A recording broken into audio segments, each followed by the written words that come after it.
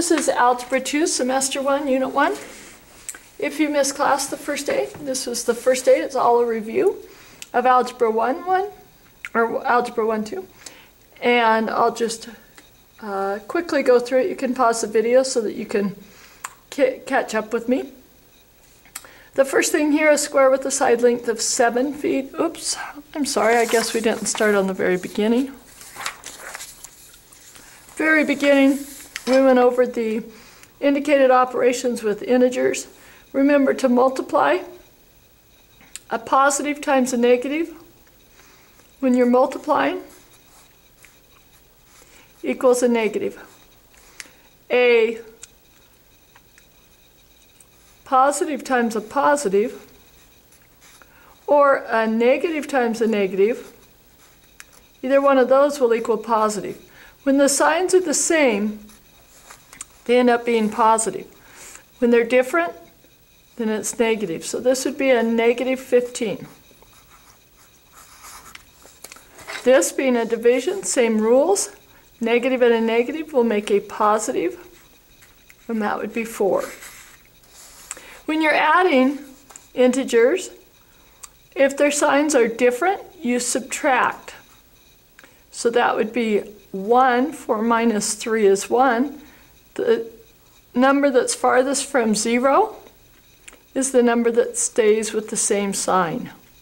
So since 4 is farther from 0 than 3, and it's negative, the answer is a negative. 8 minus a negative 15, we change into an 8 plus 15 because two negatives multiplied together make positive. So that would be 23.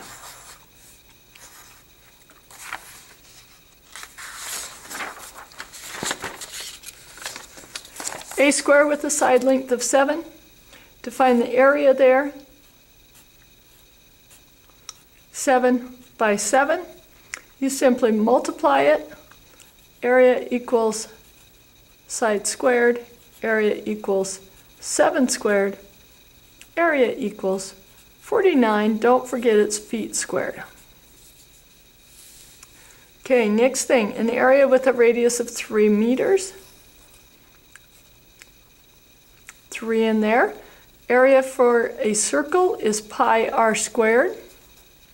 So area equals pi times 3 squared.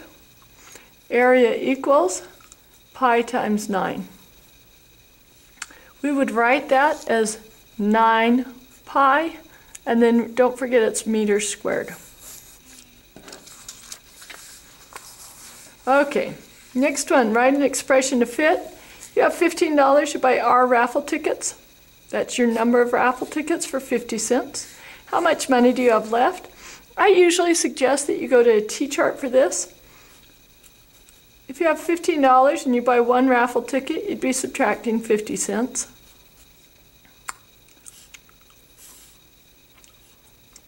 Those are your R values, the number of tickets.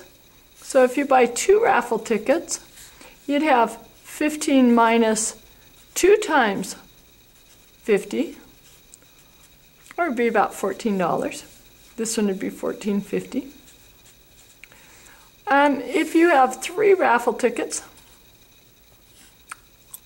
it'd be 15 minus 3 times 50. And what you start to notice is that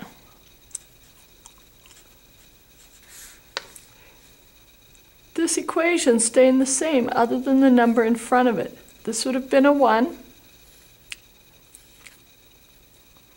And where that number varies is where the variable goes.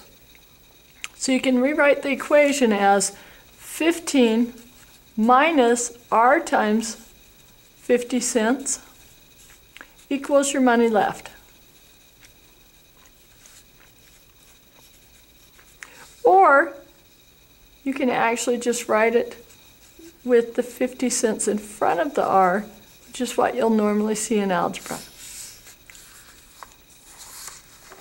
In solving these problems, I always get rather dramatic to help you remember it.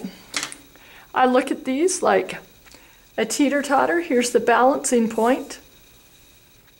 Here's the creepy dude. We don't know what this guy's all about. He stands out. He's different from everything else. Everything else has numbers.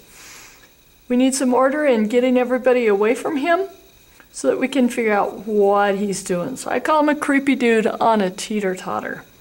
Okay, nothing wrong with him yet. He's just creeping us out. So we go up the PIMDAs and we say, what's being added or subtracted to the x?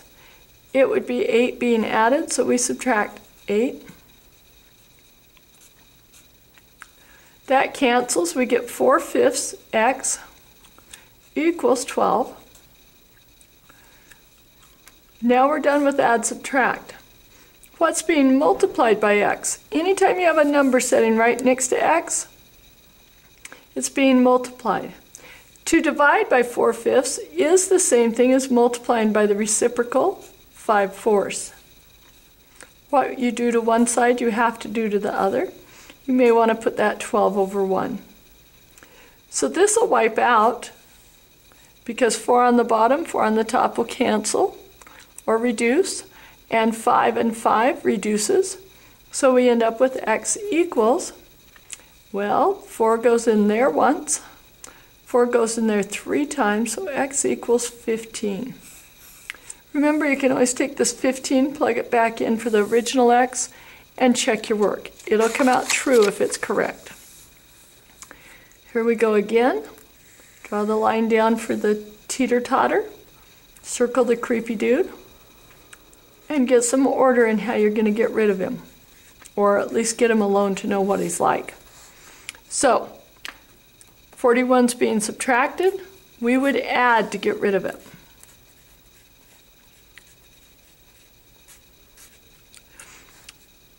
This is your integer rules. They have opposite signs, so you subtract them. Get 28. And then you give it the sign of the larger number. 41 was larger, or maybe I should say farther from 0. So we would give it that positive sign. Still dividing, or still multiplying x by 7. So now how do we undo 7 times x? We divide. So x equals 4. Next one. Draw the line, subtract 9 from each side, cancels, we get 12, 4x, and now we would divide by 4 on each side. Remember, you're going up that PIMDAs, so that's how you know what order. So we have x equals 3. Here we circle the creepy dude, draw the line.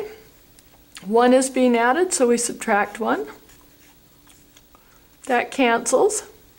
We get negative 3/5 x equals 3. Now we multiply by the reciprocal.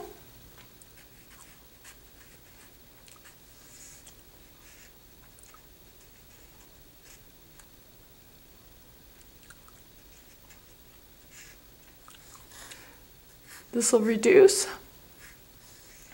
We find that x equals a negative, those will reduce, negative 5.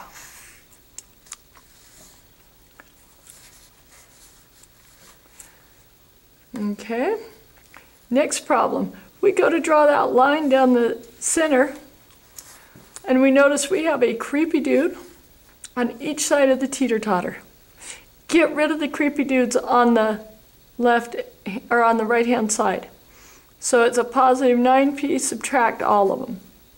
And come over and subtract them from the other p's, because they are like terms. So we end up rewriting, we have negative 2p